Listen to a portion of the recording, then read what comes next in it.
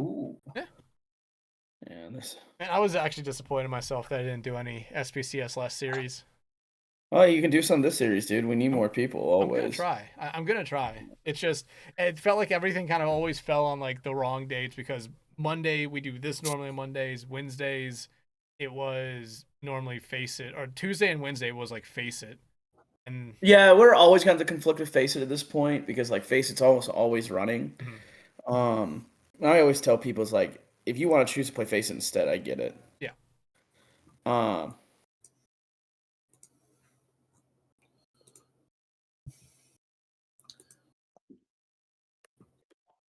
should be good.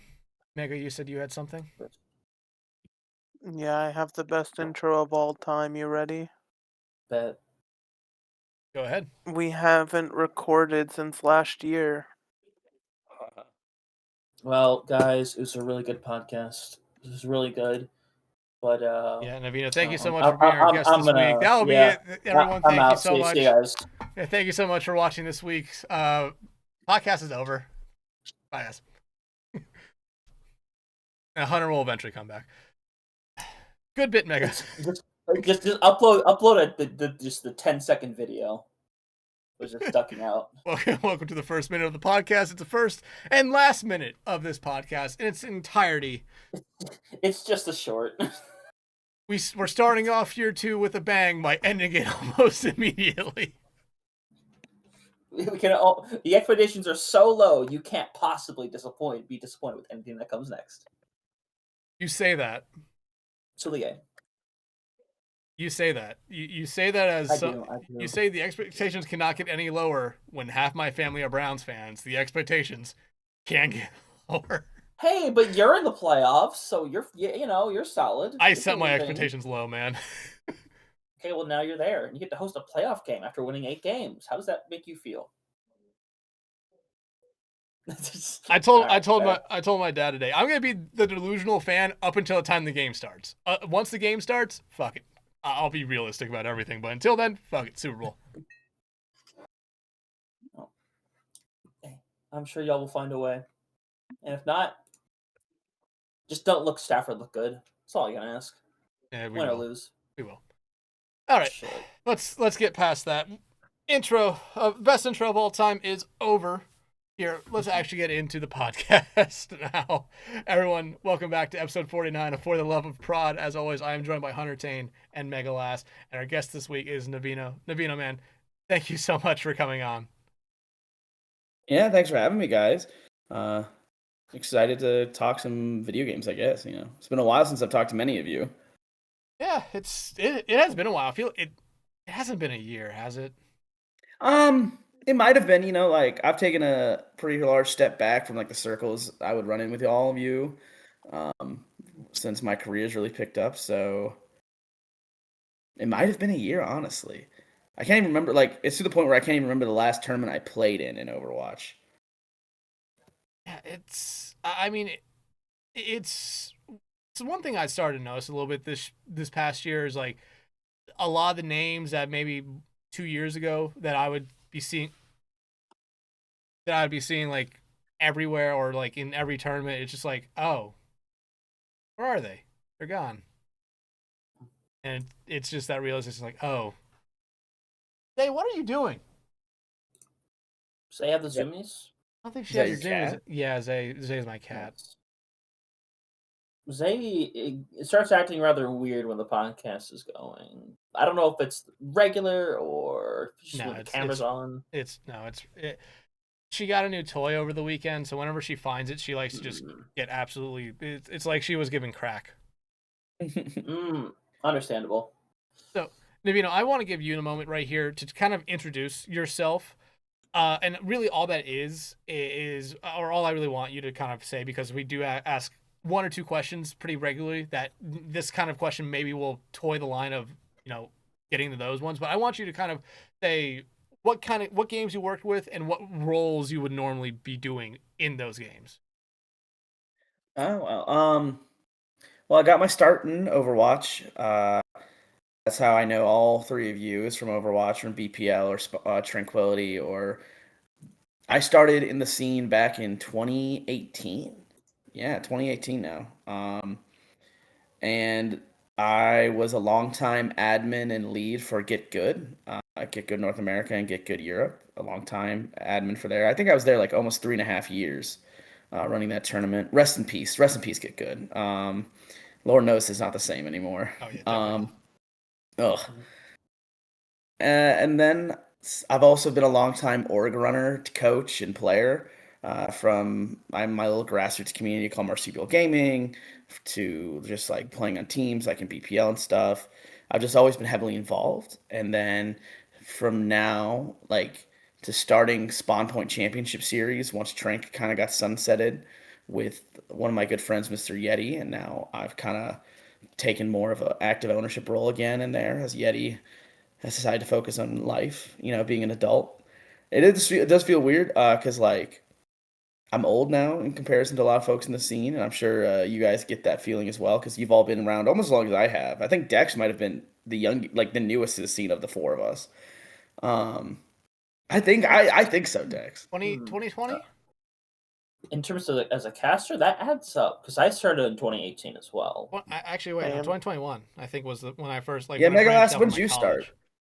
I started like 2018 with Captain Jack and Rose Cup back in the day. I played in Rose Cup. I played in Rose Cup back in the day. Um, God, I haven't thought of that tournament in so long.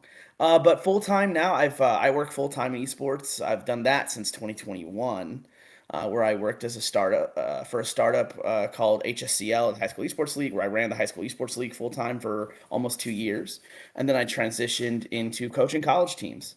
So I've been all over with 3 different colleges, and I currently work for Ohio Wesleyan University, which is also where I happen to have graduated from. So I'm their full time director of esports.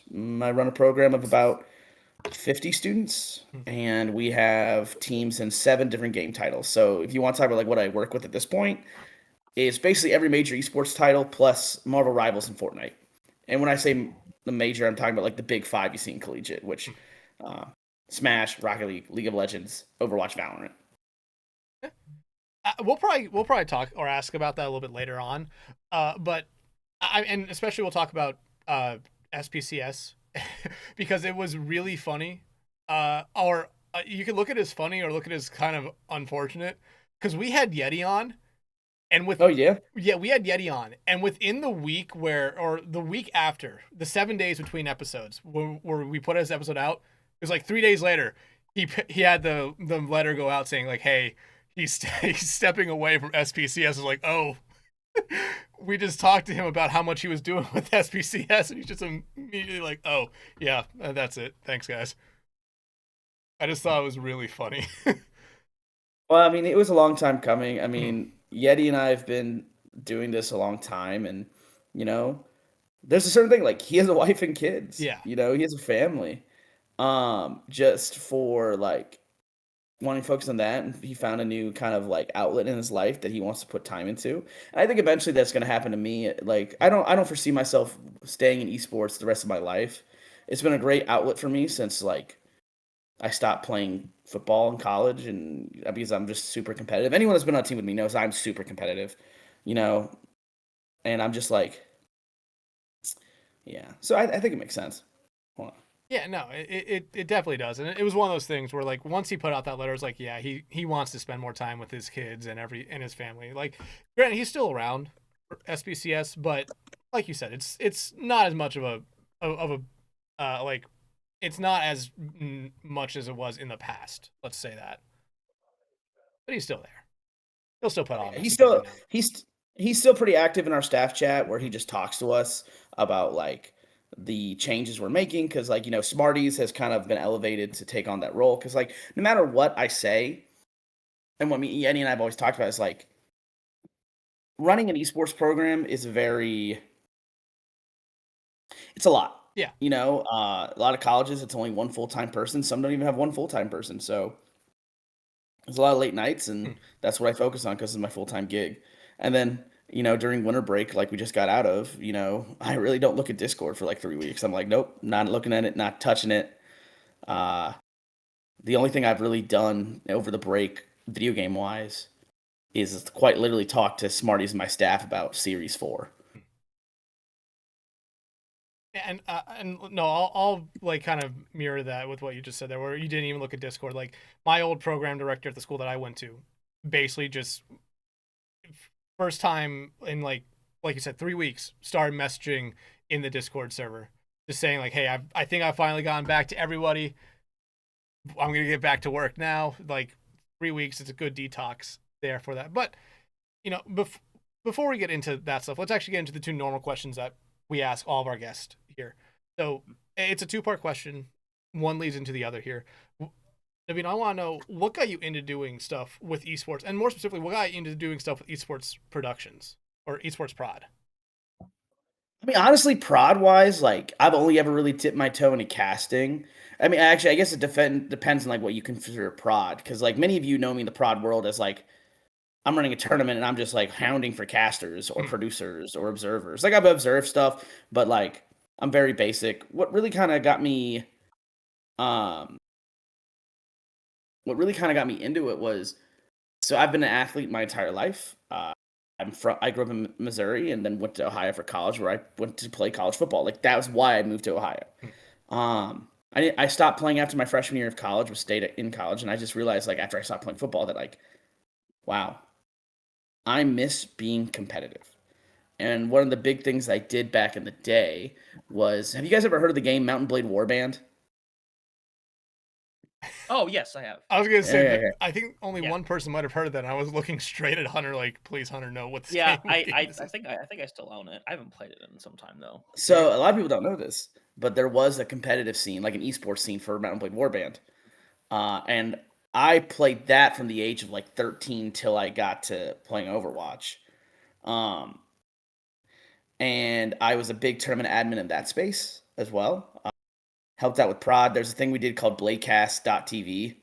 That was a lot of fun. I've streamed a lot of stuff. I still have like a Twitch VOD that's archived on my Twitch from like 8 years ago now, 9 years ago. That's quite literally just like a qualifier for the only land in all of Mountain Blade's history. That they did not let North American players qualify for it. It was very upsetting. They're a Turkish company. It was indie game, like, whatever. Fair enough. But yeah, and so like when I came to Overwatch, like I just played in the tournament and honestly had a really bad experience, and I was like, I can really run this better. Like I hate, like, especially when I was younger, like I had such like a arrogance to it. And like sometimes you need that. You need that confidence. And I think a lot of younger people go through that. And I applied to be on Get Good staff and just kind of like up from there. As I kept going through, like I've always been very, I mean, you've all dealt with me, like I'm very to the point. A lot of people either love me or hate me because like I'm honest, I'm blunt. Like I tell you how it is. I'm pretty much a stickler for common sense rules, but I'm also flexible in the way of like what actually affects the playing experience. Yeah. I would say that's kind of like what got me into it. And then you kind of just have to learn prod for, well, frankly, because like every tournament, everyone wants to get streamed. That's like why so many people do it. They want to get exposed. They want to stroke the ego. They want to look at it, right? Yeah. Like half of doing production is just literally stroking your own ego. Like as like a player that's never gonna, like, I'm not gonna say never make it the pro scene, because like when I played in League Zero back in the day, yeah, like there's so many League Zero shout out leagues. I mean, there are so many League Zero players that are in like OWCS tier 1 teams now, or that play the highest level of collegiate. Regardless of your thoughts on League Zero, which in many ways was a cesspool, but I still talk to so many of those guys because like they were so young and now they're older. I remember I met Infected when he was like 12 years old, and now he's like 19 or something, or 20, and playing for Winthrop and playing for who is he playing? Is he playing for Liquid right now? Right? Is it Liquid? Yes. Yeah. Yeah, I think he's playing for Liquid. Yes. Yes. Yeah. Like that is crazy to me. Shout out Alianos. I remember doing so much League Zero stuff with Alianos, and it's just like I haven't seen him now. Like I haven't talked to him in like 2.5 years at this point now. But it's just like, man, I remember doing so much stuff with him. Kind of miss him. It's weird. It's weird looking back and realizing how many people aren't there anymore. Whether it's they moved on or they're doing different games, whatever. It's really weird looking back, and I'd be like, man, not to be in a downer mood. It's nostalgic more than anything else, honestly. I mean, like people move on for so many reasons, and I don't think it's ever a bad thing. Like, because like we all like, do you know how much money I've made off of like running tier 14 Overwatch bullshit? I got paid for one season of Get Good. I got paid $300, which was cool, great. But like I do find it very interesting. And I'm not saying the prod shouldn't be paid, but how we've moved towards this model of like many casters expect to get paid even if it's a little now.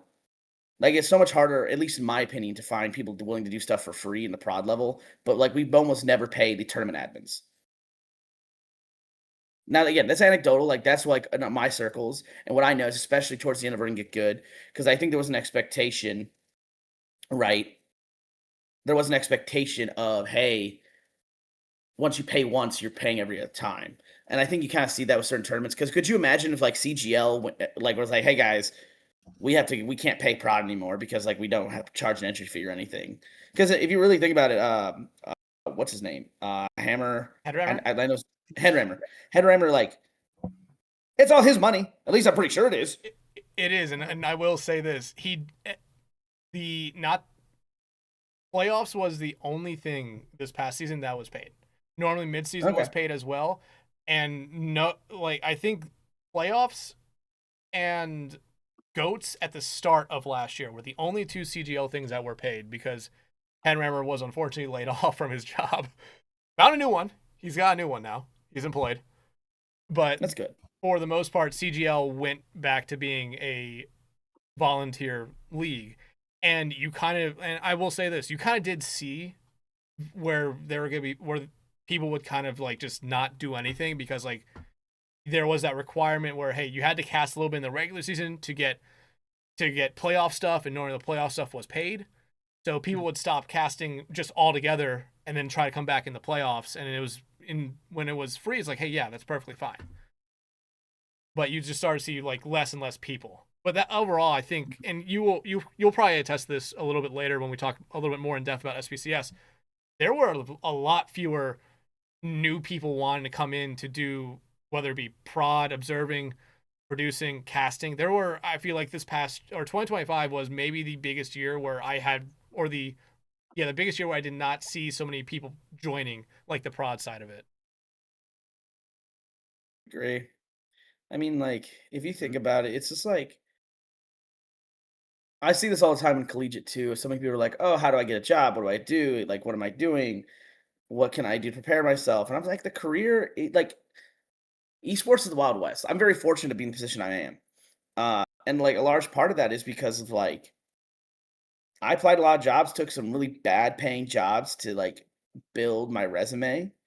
Like I'll tell you, it's just flat out. Like when I worked in Alabama as an assistant coach, I only made $15,000 a year. Now they did pay me for my housing and give me a meal plan, but still, it wasn't a ton. You know, I had a bachelor's, right?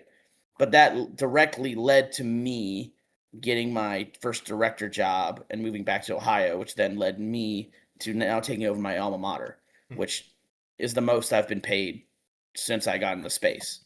Which is, you know, a nice thing. But even at my alma mater, I'm full-time like esports, but I'm also like I'm like 90% esports, 10% I also run the intramurals on campus. We're a small school, so intramurals is pretty low lift. But like still from an and I think a lot of people in today's I feel so old when I say it like this, but it's like they hate the idea of not getting paid, which I understand. Yeah. Like I get it. But and I always tell my students when they say that to me, I said, you have to come to a realization with yourself. If you care enough to not get paid to do this at the beginning. If you don't, that's okay. Go get a career. Go look for something. Go do that thing. I'll help you figure out what you want to do with your life. But unfortunately, someone is willing to do what you're talking about for free. And you might be better than them. Like you truly might be. But until everyone, like, there's a collective stand, which there never will be because of like just how the space works. And also not to mention like people say they're going to pay you and then they don't. I mean, we all see the whole thing about not getting paid by folks, you know, in the space.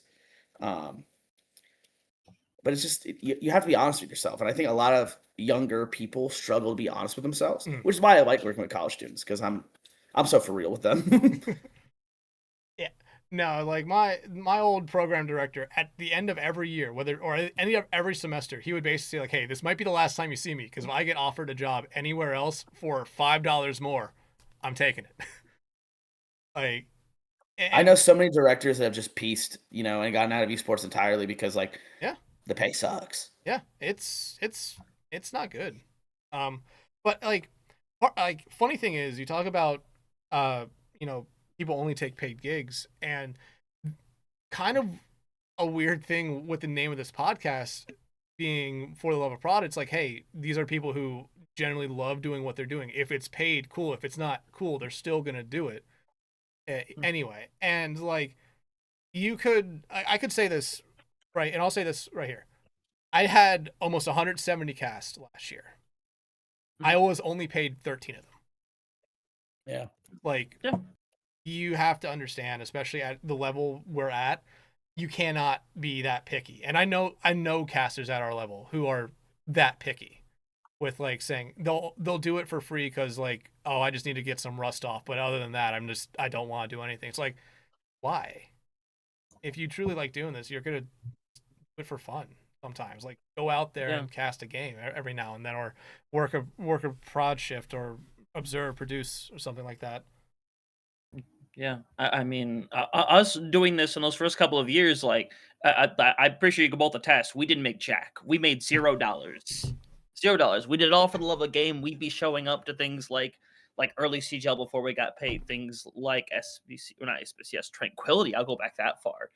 Um, I can name a lot of old leagues that have not been around for the last 7 years, obviously.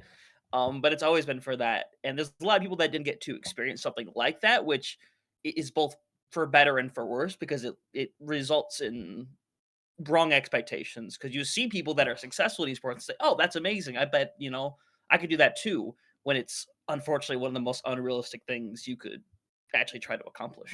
I think like also when you offer to pay for like really grassroots stuff like CGL, Mhm. like SPCS, like BPL, it just sets a precedent where like Yeah. I don't know, like so I'll talk about my own experience with Knack. Do you guys remember Knack, right? I do. I think it's Dex. I feel like you casted a game for that. Knack? Oh, the Yeah, North North American American Community Cup. championship, but yes. Okay.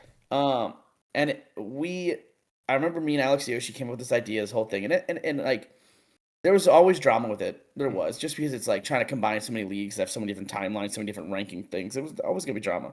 But me and Alex paid for that because he really wanted to pay prod for it, and we footed that bill, but it kind of set, I think, a time limit on how viable that product would ever be, because now every time we did one, people would expect to get paid something for it, right? And then if I'm not willing, or as Alex wasn't willing to then put in money at some point, there's like them just fades into existence. Hmm. Does that make sense? Yeah, no, it makes sense. And like, I'll give a great example. The first time I ever casted in CGL, it was playoffs, or it was like midseason playoffs, so it was paid. And I was so under the assumption that CGL was always a paid league.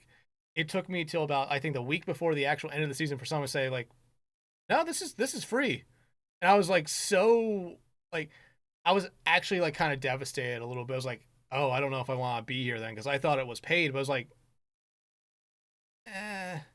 I'm having fun with it. Let me stick around and see what happens. Oh yeah, I mean that's how it was back in the day with CGL. Which I remember those days of doing it early on with like season 7, season 8, the times that I was around for CGL the first time around, before I went on the existential journey of not casting for like a whole year and realizing, okay, I actually do love this. Coming back to it, but I think it like goes back into like, I mean, frankly, me running SPCS and being involved in all these things, like, I'll be honest, the amount of abuse, verbal and otherwise, that we get as tournament administrators from like young players, Mhm.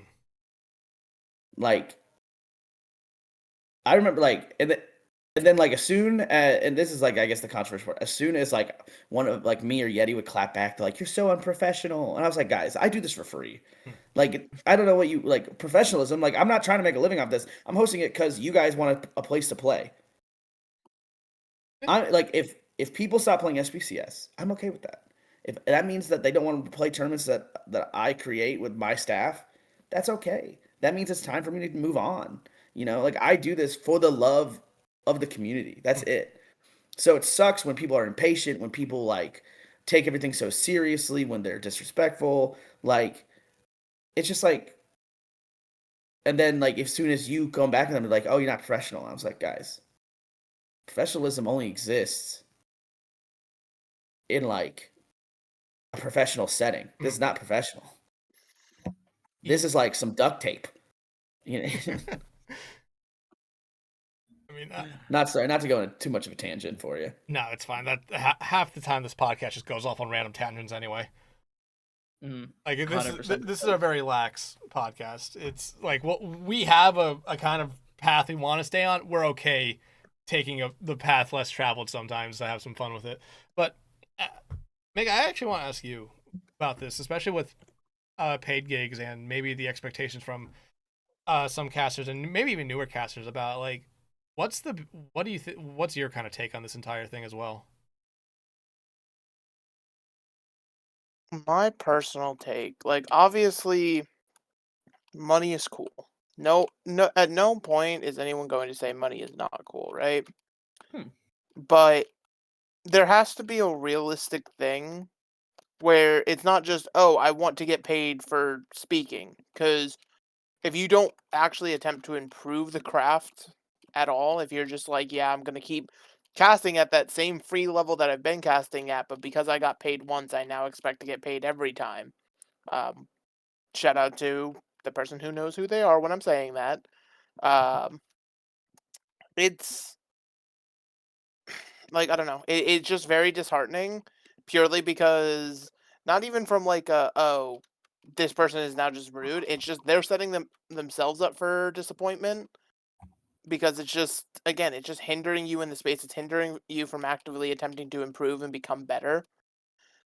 And I feel as though it's just such a mistake. Like obviously, if money comes across, you take the money. But like, do not ever think you're too high and mighty to be at like a free level until you're like actually like a name in the esport. You know what I mean? Like if you hit like, you know, leg day levels in Marvel Rivals, then you can be picky and be like, okay, hand me some money. But until then, you know, you have to actually hone the craft and be worth the money. Absolutely. I think that's one thing we've talked about a lot. Like, especially if you're new, just take every opportunity you can possibly get. But you're gonna have to understand a lot of them are gonna be free. A lot of them are gonna be unpaid. Take every one that you can possibly get. If there's one that's paid, awesome. Cherish it because they're rare to find. Like I said, 13 of the things I did last year were paid. I casted 167 times. It's not often. It's not often unless, like you said, Mega, you're someone who's already kind of at the top, where you can be picky and pick and choose a little bit. But let's kind of move on to the second part of the question here now. The second part of the original question here. So, Nevino, you told us what got you in. You've probably explained a couple times what the answer to this next question is, but what keeps you coming back to doing this?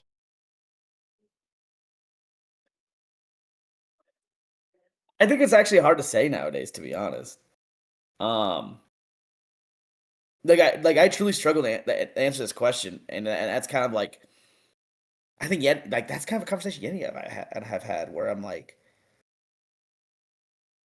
what keeps me coming back, at least this series, what at least keeps me coming back right now, is the fact that like I want to make sure that SPCS lasts longer than me. Because I do think there is a void of high quality experiences in the space right now for non-pro play. You know, outside, like there's BPL, and there's us, And then there's a bunch of other random little tournaments that I've not that like really get a lot of mixed feedback, right? And I always, you know,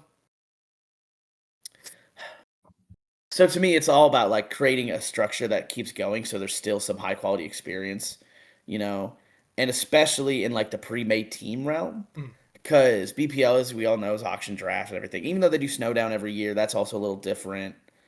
Um,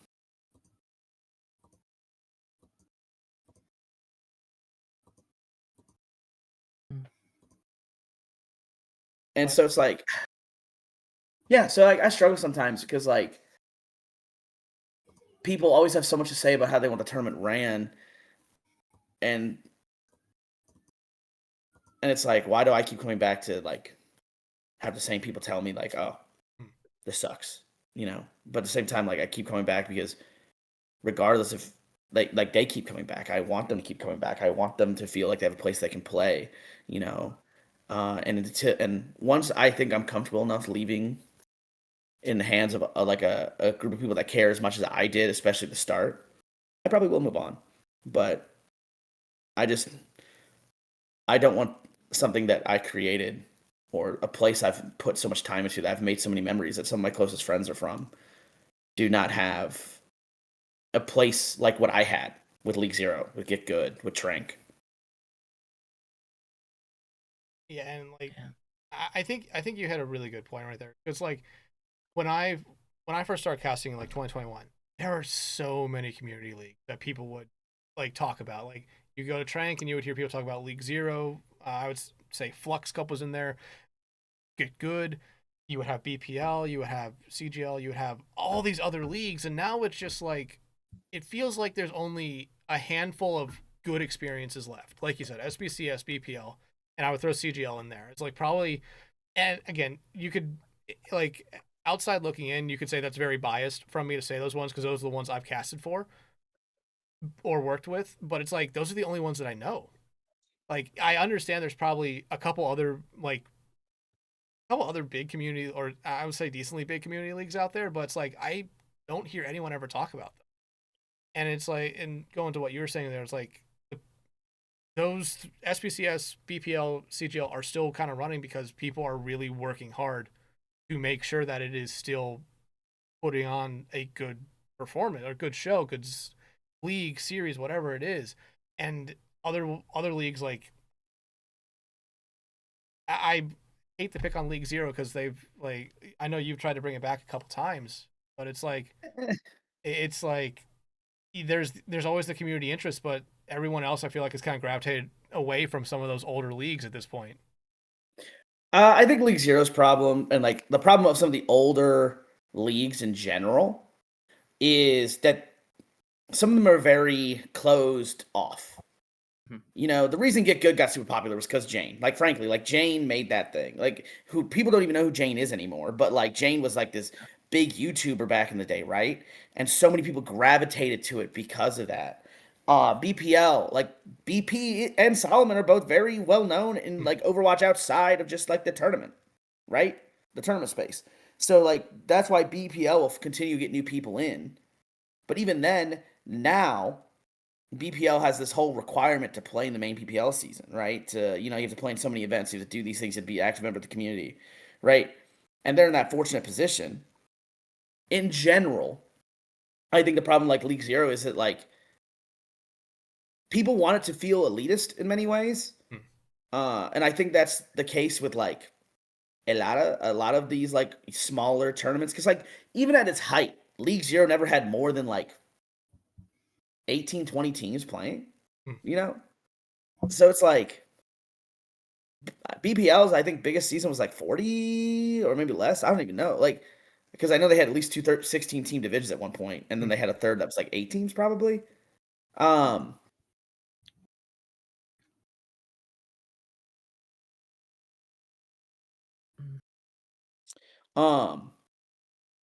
So like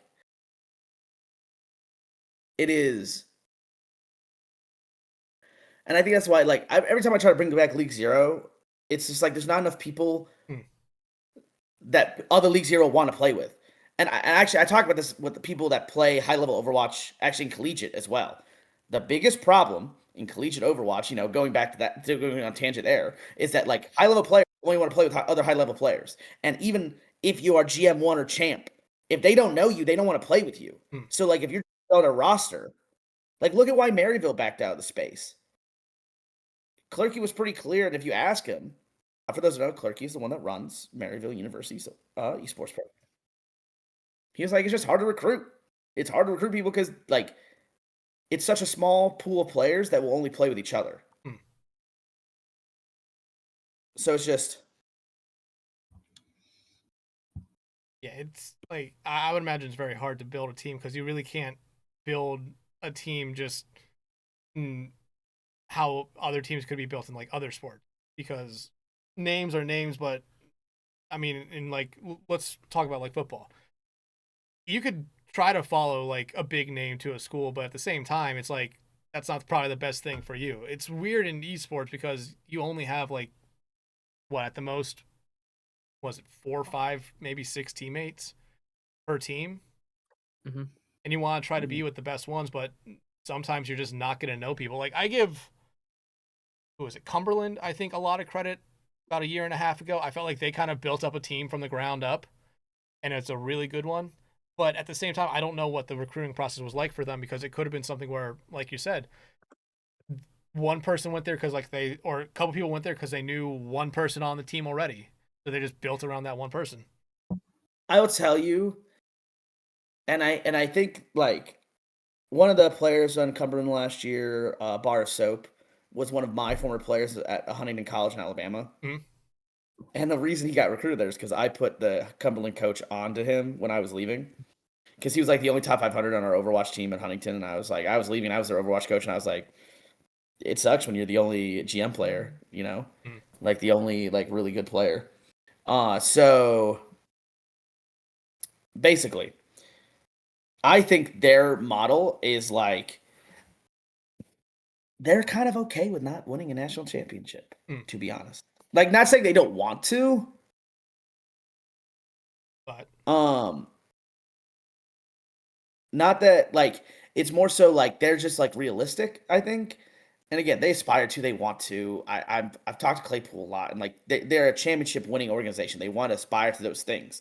They're working that way, but they're much more the mindset of developing people than like doing what Northwood or Winthrop or Illinois State did and just signing basically a pro team, right? Or Maryville. And I think if you're those 4 schools back in the day of their hypes, you know, they are looking to sign the people that lets them win now. They're looking to be in Alabama and Ohio State of like collegiate Overwatch. You know, we talk about it all the time in OWCRA. So, I guess I never mentioned that. I'm also a voting and founding member on OWCRA, which is like the Collegiate Rankings Association for Overwatch. And it's the same way as like we have other schools fall in and out.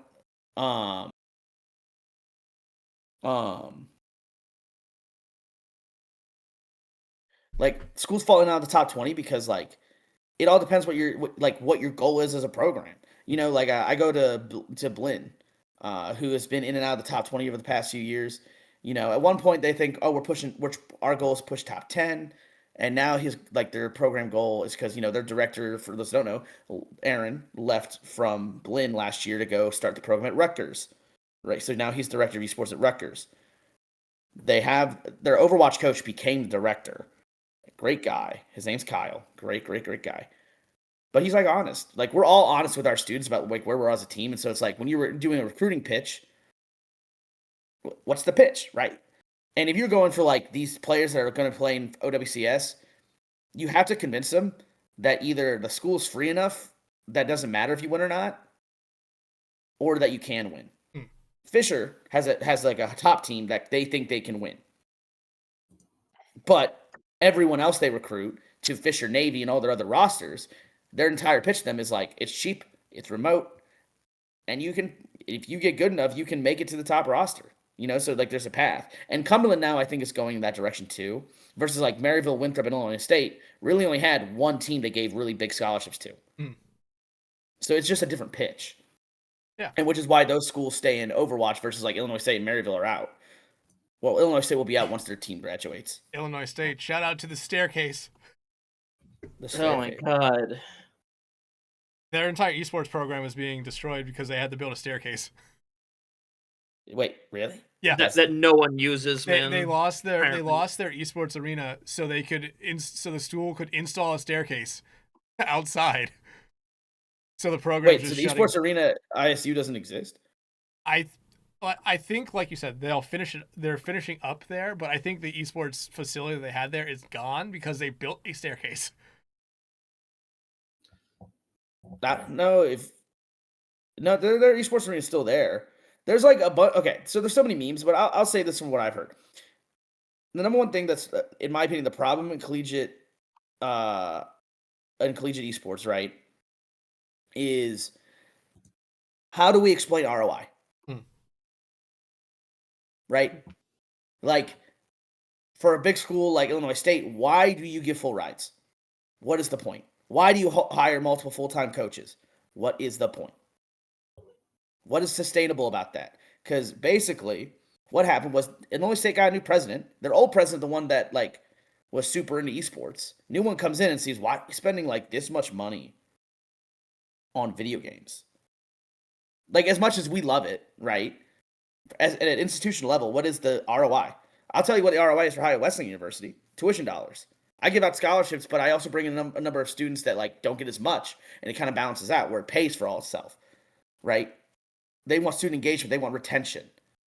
At big state schools, the ROI is different. I'm really good friends with the guy who runs esports at Ohio State, Dr. John Price. Great dude.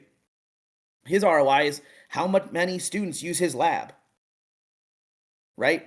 How many students are in there on a daily basis at their events? What do they do? They don't give scholarships right now for their premier teams, but their premier teams do fuel a lot of their activity because a lot of students are grinding to get on that premier team, which is how you can justify it. Now, I'm not actually asking if that's specifically how he justifies it, but it's one of the things that like he gets funding to travel with his premier teams. Like, he has a healthy budget to do that. So where's the ROI? And I think Illinois State struggles to define the ROI of having, 4 or 5 games of pretty much full ride rosters, especially international students. Do you know how much they lose out on money international student wise? Like, international students. All right. Well, I guess I would have to look to see what Illinois' specific situation is in terms of a state of how they treat international students, right? But like, ISU's entire Overwatch team, like half of them are not from the U.S. Yeah. They're not getting, because like Kuffa, right? WMON. I don't know I know Lethal's been in the U.S. a long time. But on Wikipedia, he's listed as Turkish. I just don't know if he counts as a U.S. citizen or not, like for in-state, out-of-state stuff. So I wouldn't know about that. Counts as U.S. for OWCS. Is he? Yeah, because they're all going to college in the U.S. They get a pass essentially because they're actively living in the country. I think 8 of the months of the year, like the entirety of what was it, GK? Was that team where it's like, yeah, they're not like only 2 of those players are actually North American, but everyone else is like EU. But because they go to school in the United States, they have a pass because NACE allows them to play. I think it's something like that because they have visas, I believe. I'm probably describing it very wrong, but it's something along the line of because they play in college, they can be on an NA org. I'm pretty sure you're right about that. I'm fairly certain. Yeah. Even if not, I don't have a better explanation. So, oh yeah. But here, let's try to get back on track here a little bit. Even though we weren't necessarily off it that much. Let's actually talk about OWCRA here for a brief moment because we've actually had 2 people. Sure. We've had 2 people on in the past who are part of OWCRA. Jesse or Twin Salty, and 2 Tryhard Ray, who I know is one of the newer people to OWCRA. Yeah, I've seen them talk a little bit, but I don't know them very well. Jesse and I have been on it together for a while. He wasn't on the very first group, but he was pretty soon after, I want to say. And I don't think he was the original group. I don't think. I don't think he was either, but like OWCRA is such a very interesting thing because I feel like you're starting to see a little bit more in all collegiate esports where it's like, hey, we want to really rank these teams much like how you would see like in traditional sports where they have a top 25. I know OWCRA, you mentioned, really only does top 20, and you have like the next couple ones out. It's very funny to see during the season players from teams kind of argue like, why are we not on it when we beat a team that's like 10th right now? And like, one, since you were there from the start, what was it kind of like to at least try to make it, to legitimize it from the start a little bit, make it look like something that was respectable or reputable? What word am I trying to say? Yeah, reputable, respectable. Any of those really work. I mean, I think the biggest thing that we struggled with at the beginning was getting enough people that were truly knowledgeable about the space, and I think it still struggles to that to this day.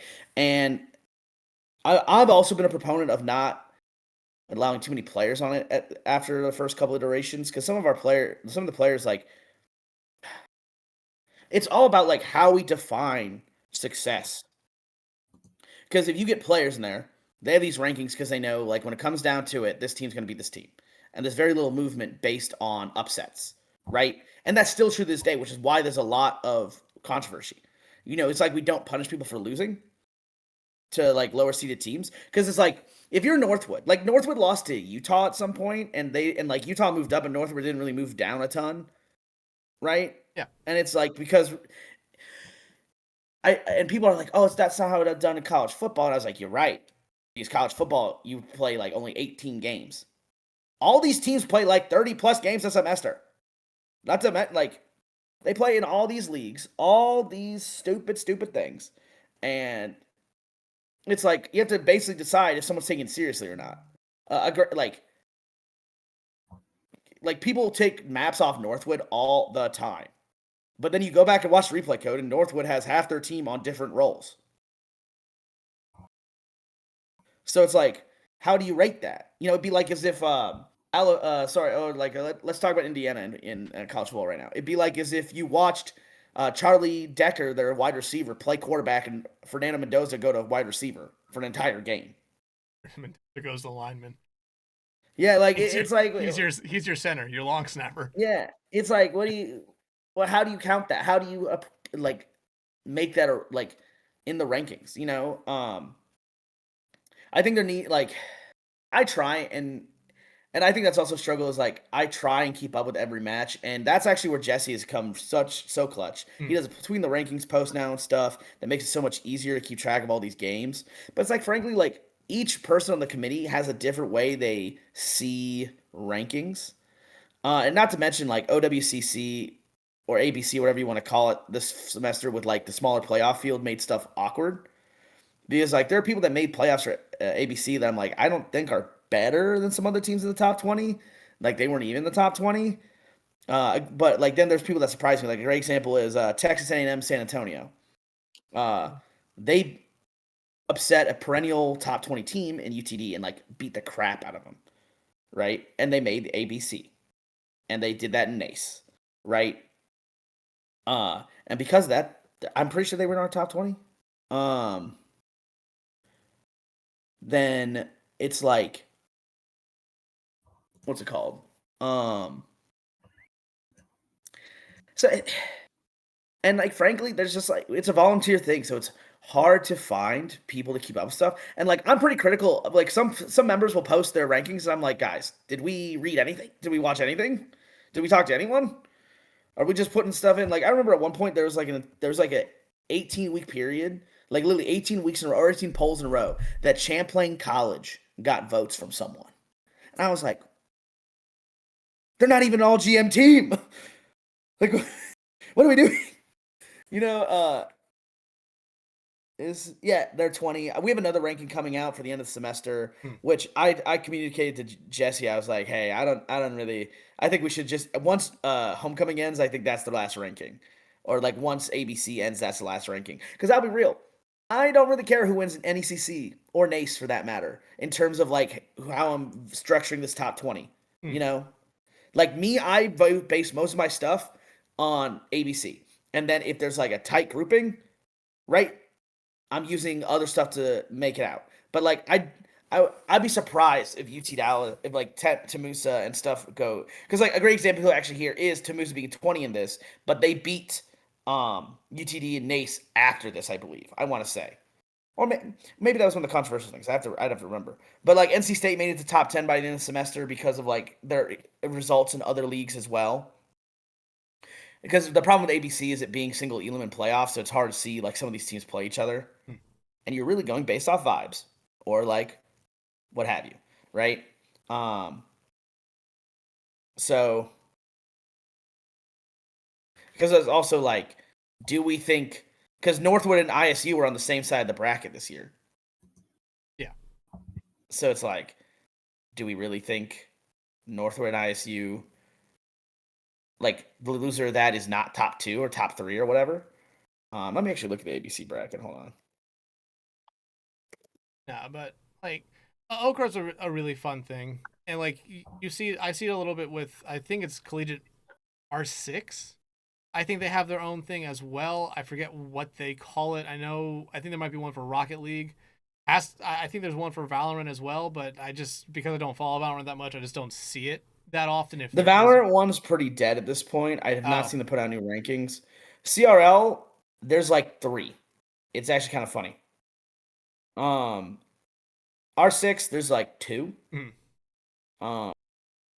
Overwatch is the only one, and then like Super Smash Brothers, there's like 2 or 3. League of Legends has 1, and then Overwatch has 1.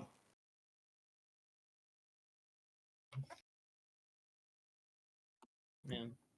But I mean, like you were there from the start of it, and now you've added a lot more people. Like you said, Jesse or Twin Salty has probably been, or I forget. I'm bad with names. Why am I forgetting it right now? But Jesse is one that I feel like is probably would be considered maybe the most respectable person when it comes to it, because like you said, he has the breakdowns of like, here's the big winners, here's the biggest losers, here's the teams that just were outside of both those things, and does a good breakdown of it.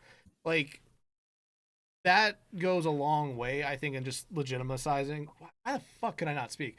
Like making it look a little bit more legit, in my opinion, especially for someone who is trying to learn a little bit more about the collegiate scene of Overwatch, where it really does help to like have a little bit of a breakdown like that. Because like you said, Northwood gets maps taken off them all the time because they're not playing their roles. You really cannot look at scores sometimes, or series scores, because like you said, some teams just don't try. Some teams, it's like, hey, this team won, but they played like half their backups because half their main roster was doing something else with like their pro team or another team at the time. Yeah, it's. I mean, I can even go back. Hold on, let me look at the OWCRA Discord. Because I'll be so honest, like I kind of kept my poll the same because I was like, nothing really changed. But if we do,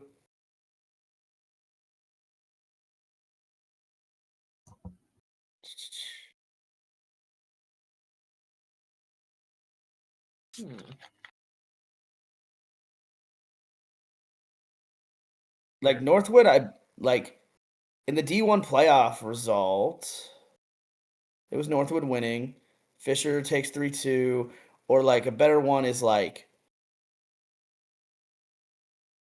at the University of Kentucky land qualifiers that were still going in like end of November. Ohio State 3-0 Georgia Tech, who was number like 10 or 11, but Georgia Tech didn't have 2 of their starters playing. So it's like, take it with a grain of salt type. Or like there's a big thing where like Syracuse got a big victory early on. Let me look. And they were like, "Oh, we should be ranked," and then loses to like 3 different teams. And I think Overwatch is just so like easy to like not care about like little things. I think it was in PEC that they beat Utah. And then like, I mean, I can maybe even look. I'll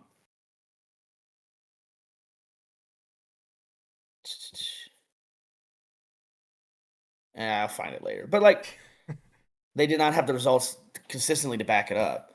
And it's like, everyone wants to get ranked after one big win, but I think a top 20 is usually more so a result of consistency. And I do think we mess it up sometimes. Like Briarcliff was in the poll way too long. They should have been out forever ago. UTD probably shouldn't be in the top 20 anymore, you know?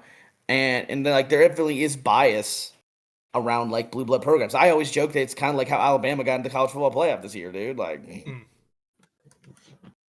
Should not have been there.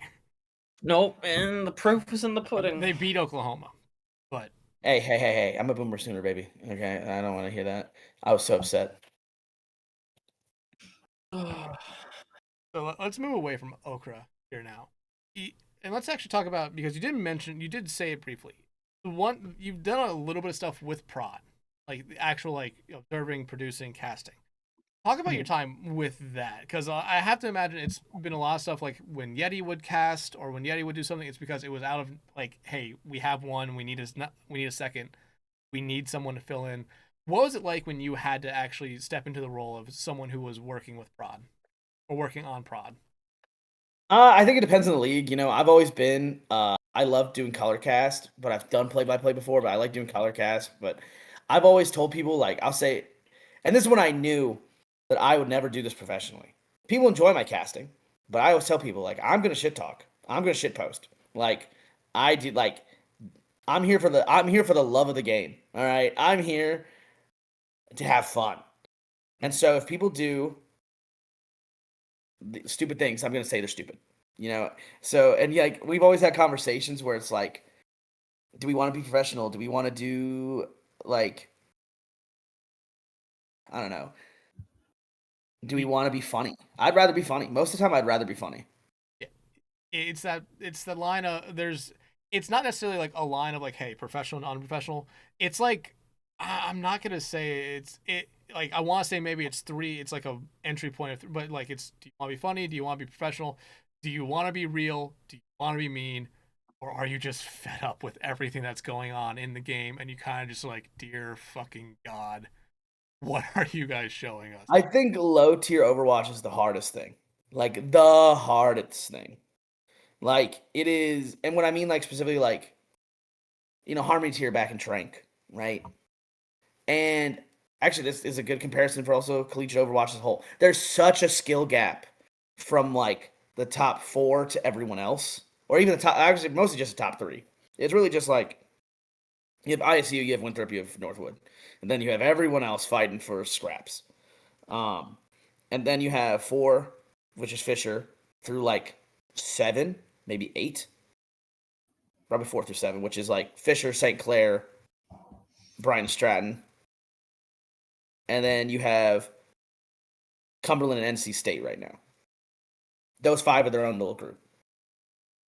But that's so true in this grassroots Overwatch. You know, like, we knew I've talked about this deck. Sometimes it's hard to cast when you're watching some teams that are like plat average just literally stand there because of how slow the game is going. And that's what, like, I always took pride in myself in terms of coaching was like, I mean, you've casted my teams before. You can never say my team's played slow. we just ran at them. And so it's like, I'm so for real with it because I'd rather people get like, but I want people to feel like they're being treated the same as players of higher level, higher caliber, so they have something to aspire to. I talk about it with my players all the time, like, hey, if someone in a cast is critiquing you, look to see if it makes sense. Because there are some casters that like just talk out of their butt. I'll be honest, you know, like that really don't know anything about the game. You know, like if I go cast Rocket League, I don't know Jack. I don't give pointers in Rocket League when I cast Rocket League. I'm just like, they hit the ball, they're dribbling it. They did the That's thing. a cool goal. They did the thing. So yeah. Well, I mean, we've talked about on this podcast a lot in the past, especially when we're talking to other casters. Low level Overwatch, I go back and forth between it's a thing and it's a fun thing to cast. I know I know Mega's opinion of it, where it's Mega, what's your opinion of it? Eye bleach, awful. Don't make me cast it.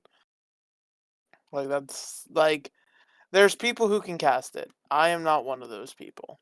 That being said, I've never had any complaints from casting it because very much in the vein of keeping it real, like I do just keep it real, and it's always such an interesting thing because there are quite a few casters who kind of can get away with it. Like, I think me and Spectreon are huge examples of we can just say whatever the fuck we want, and players would be like, yeah, that's fine. But, like, other people just don't have that same leniency for some reason. I don't know if it's, like, magic or what. But, I don't know. It's an entire thing. And Hunter? Mm, I can tolerate it because I like being able to watch what some teams will come up with. It's not always going to be the most entertaining thing. In fact, most of the time, it's not going to be. But you get the random bangers, you get the random fun moments. So I can't complain too much, but it's, I don't know. You gotta be in the right mindset to go and cast platinum and be like, all right, how do I cast this in this way compared to how I cast if I'm doing like tier 2? Because it is different. It genuinely is. Yeah, and like I'll always say like, hey, casting the lower tiers is like, hey, they keep you on your toes. They keep you on your toes no matter what you're doing, whether it's producing, observing, or casting. Casting is probably the biggest one because you just don't know what the fuck they're gonna do. It's so fun sometimes, but like you said, Nevino, sometimes just like, yeah, they're just standing there. Like there's a little bit of movement, but you can really tell like, oh, they're so focused on trying not to like miss a shot that they don't want to move because it affects their accuracy by this much. And it's like, oh my goodness, please, you could walk up and hit them. Please just Yeah. go melee them. You don't need to shoot. Yeah. It's so funny to see. I mean, there's just so many funny clips from it. And like again, everyone starts somewhere. It's the same way as like I've listened to some casters. I'm like, please rip my ears off. Like I don't want to hear this anymore. You know, there are certain like I remember. Actually, I'll say this. One of the worst casts I ever heard in my life was Actually, I think you may have casted on this Dex. To be honest, it wasn't you though. It wasn't you No, though. I think I might know who you might be talking about. It is the Harmony Grand Finals of Koala Kings vs Geometric. Oh, I know this. There's a certain caster that to this day I cannot stand to listen to. Actually, I haven't heard any of their new stuff. I don't know if they still cast, but I'll link it in our Discord so you guys can see it. But like, I literally hate this one so much it hurts my soul. Like it hurts my soul so badly. Here, while you pull that up, what's that like? One thing I actually want to talk about here because you talked about it a little bit with your work in SPCS, Get Good, Trank, and it's something that I also kind of want to briefly mention because it's something that I haven't actually gotten in a little bit with casting. Like people actually like reaching out to you to say like the criticism and not necessarily like, hey, this is criticism for you to work on. It's necessarily criticism like you fucking suck at what you're doing kind of criticism. The one where they're actually attacking you. And I feel like, especially with you being in an admin spot, it's like you said, it's a little bit more. But like Hunter and Mega, like I want to like, when was the last time you guys actually had to, like someone reach out to you, or you guys just stumbled upon someone actually like talking shit about you from just for casting or whatever you do? I mean, I know me personally, like, the only hate I have ever gotten has never been about my casting. It's just messages in chat that are just anti-trans. It's just like, ew, fucking cringe, da da da da, and fucking anti-trans nonsense. And then some moderator shoots it, and I just keep it pushing because I just don't really care. Like, That's valid. I will say, for anybody who if there's somebody out there who somehow is listening to this and they're like, man, I hate freaking this or whatever, I promise you, at least like I can speak from my personal experience, but I can promise you to most like people who get insults based on something like that, like there's nothing you're saying that's new. At least get like inventive or creative with your insults, please, for the love of God. Be a creative op. Be like 50 Cent for Diddy. Like literally do so, like just sitting here and saying like the same exact punchline, it's not creative. You get instantly shot. Like fucking mix up your wording, do something, because I promise you, you're not hurting me in the slightest. You're just like, oh, fucking congratulations, you are saying the same exact joke. Like, who gives a fuck? Like, get creative with your insults. Come on. It's 2026. Lock in. Yeah. I somehow in my career I haven't really gotten hate. I gotta be honest. I have no clue how it hasn't happened. The only time where it has happened is where actually, I mean, this was kind of public, so I guess I can kind of talk about it next because we both experienced it You got with called Facebook. bald. I know that. I did, but Actually, to be I fair, got that's called valid. bald too. To be fair, I did get called bald, which to be fair, I don't know. What? Are you bald? He's No, not. just a lot of times you don't. I was like, I know, like I always see you with a hat on, so like maybe we're hat fishing over here, Now- you know? Yeah, Now, no, now but me, I now have me, hair. I'm balding. This is reasonable to call me bald because I am basically that at this point. Oh, I say. But yeah, no, when the faces stuff went by because obviously we had an opportunity in front of us. We decided, hey, we don't know if we're ever going to have an opportunity like this ever again. We take it. Yeah, exactly. But obviously, there are people out there that, in a sense, and I don't want to speak ill on us, that maybe more deserving, maybe have worked harder, maybe have worked more. It happens, but it's a certain feeling you get when you finally get an opportunity. It's like, man, why is X and X not in there instead? Which, to be fair, they should be in it, 100%. We know who we're talking about, by the way. But it's a situation where it's like, man, like I don't need you to be happy for me, but like don't wish that like, hey, I'm not in this for the sake of having your favorite caster in here instead. It's a rough feeling, but you get over it very quickly. I have no idea what you guys are referring to because I don't keep up with any of the faces. So, yeah, no, like I just don't care. No, Yeah. and that's perfectly fair. Yeah, that's perfect. He's referring to season 5 playoffs when me and him casted on the mainstream. There were people that were left out that honestly both me and him thought were like shoo-ins for it. Mhm. And it was a big thing of like, wow, we got asked to do it over them. And it's something to where like there's that like there's a doubt in the back of your head saying, do we really like at least in the back of my head saying like, do we really deserve this? Do I really deserve this over this person or this person or this person or this person who have definitely done more stuff in tier 2 and tier 1 throughout history and they just aren't here now. So there was that kind of thing. But I mean, no one necessarily like when that post went out with the announcement of who was actually going to be casting the playoffs is like, I think the biggest takeaway from it for me was like, no one said who the fuck are Hunter and Dexatron. Like no one said who the fuck are these two. Like I was like, okay, I'll take that as a win. I mean, I'll tell you guys, like imposter syndrome that you're feeling is like very normal in esports overall. It's like because like there's no guideline to this. Like it's not like an industry that's been around for like decades or 100 years or whatever. Like we are making it up as we go. We really are. You know, as an industry, which is why so many mistakes are made. And I think you, but like, regardless if someone else quote unquote deserved it, you obviously did something right. You know, you guys obviously did something right where someone wanted to give you that shot. You know, and half of like life is just like I tell my students all the time. I was like, so many doors will be open for you as long as you're not a jerk. You know, as long as you're nice to people, as long as you treat everyone with respect, you know, like, you know, still stand firm in your beliefs, you know, don't take guff, but like be nice.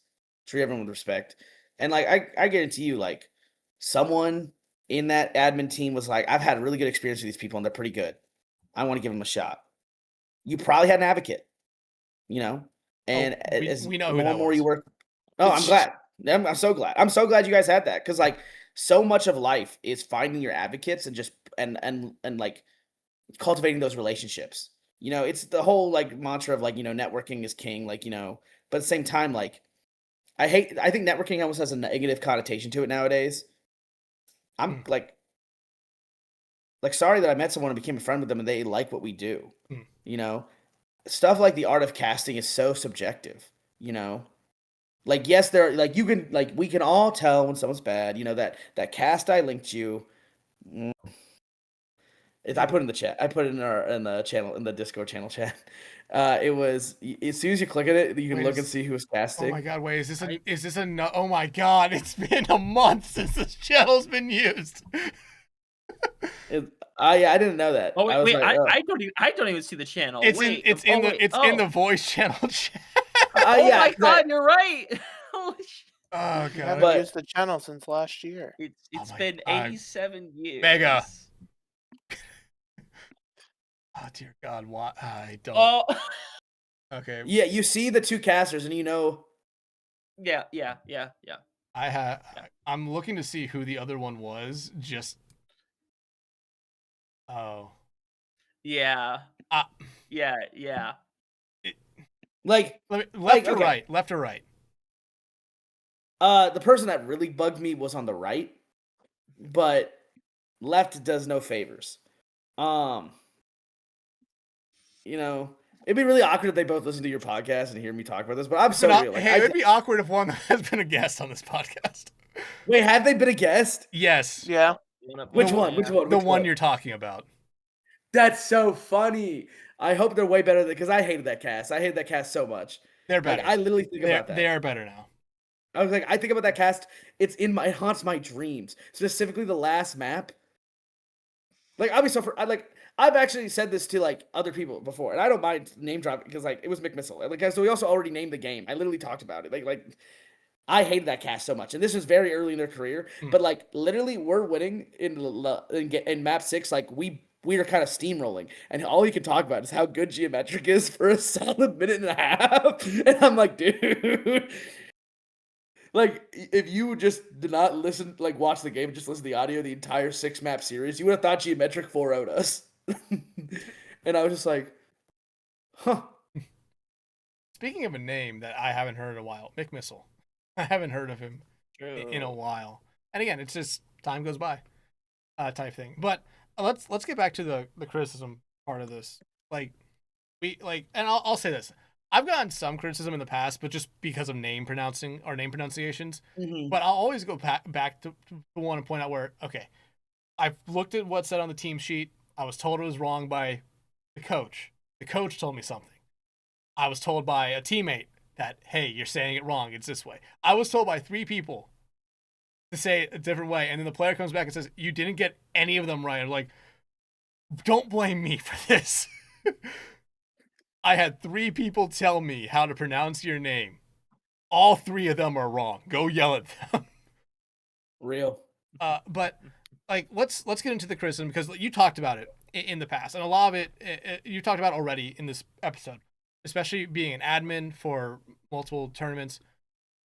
A lot of time it's ego stuff, but like, what is that? Like, what's like? Kind of just go over like the criticism that you get, especially in like SPCS right now. There's always criticism. Like, there's so much. Like, so SPCS Series 1, we required 50 wins for eligible roles. Now we went down to 30 for Series 2 and 3. And the big thing from our staff was that's still too low because we have so many issues, especially the ringers, like so many ringer issues, you know. And so I upped the wins to 35. And the amount of people are like 35 so much. I was like, it's 5 more wins, guys. Like, it ain't that deep. Just play for also like 3 there's hours. You'll get it. Yeah, and also there's a lot of feedback about like how long the season is, and that's just so we're posting signups today, which is also why I keep looking at my Discord because me and a bunch of our staff are just going back and forth on stuff. And we're supposed to post today, and I had someone ping me go, so when are we posting these signups? Because I told people to post on January 5th, and I was like, guys, I work, I have a job, all right, you know. So I'm trying to shorten the season length, as much as I can, and come up with some creative formats. You know, one of the things that like we'll be voting on as a community is like, well, I think too many people make the playoff in the SPCS. Too many people. So we're gonna shrink that. That is the goal. Like currently, I believe let me look at less SPCS season because I can't remember off the top of my head. But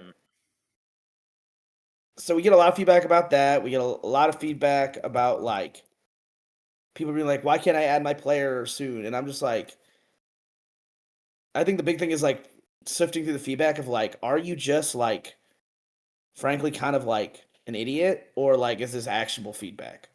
Because like there are people that just don't get actionable feedback. They just said this sucks and that's it. And I'm like, well, like give me something actionable, dude. Like, give me something that can actually change. I would always look at it as people who give like the hey, this sucks or this is bad format are the people that have been banned. There's a lot true. of that. There's definitely a lot of that. Hold on. So in advanced, we had 26 teams, and I believe 23 of the 26 teams made the playoff. God. What do you mean? What? They start in the lower bracket. There's like play-ins and stuff. Yeah, so it's play. I remember Yeah, that about so are you series count- 1 are you and counting- series 2. Like it So was you're counting play-ins then? Yeah. Yeah, because like Okay. you do get a playoff experience. And because I mean, like, there's always like the biggest problem that always gets solved is like if your team can't make the playoff, they're just like, why do we keep playing? Because we're trying to keep forfeit rates down, right? But to me, it kind of delegitimizes like the regular season. So so one of the options we're gonna be voting on is like I'm pushing for a smaller top bracket that's just true double elim, and then some consolation brackets like Snowdown does. Yeah. Now, some folks on my staff are like, that's anti-competitive. And I was like, bro, they do this shit for fun. Like, to me, it ain't that deep anymore. At least to me. Yeah. You know, like, give them something to play for. Cast like another little like consolation grand final type deal, right? Who cares? But, you know, we're going to let the community vote on it. We might keep the format the same if everyone likes the old format. But one of the big things that's probably going to happen is I'm really pushing for us to have a couple weeks where there's 2 games happening in 1 week. Because, like, that's the issue. It's like we only do 1 game a week. So, like, here, we can literally just look at the schedule and count how. It was like a 15-week long schedule, right? So we got down to 12 weeks total. So playoffs started.